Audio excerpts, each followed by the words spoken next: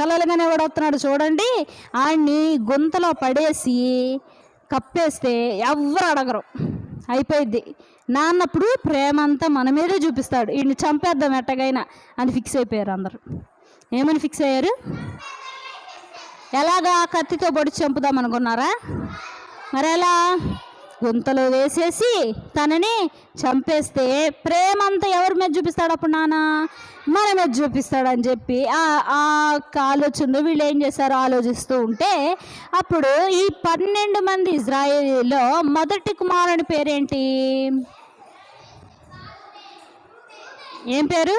రూబేను. అయితే ఈ రూబేను కొంచెం మంచివాడు అనమాట, కొంచెం మంచివాడు. వీళ్ళు మాటలు మాట్లాడుకుంటుంటే రూబేన్ అంటాడు, వద్దు తను చిన్నపిల్లోడు, మీరు అట్లా చేయటం కరెక్ట్ కాదు, మీరు అట్లా వేసి తనని చంపేసి అట్లాంటి పని ఏమి చెయ్యొద్దు అన్నాడు.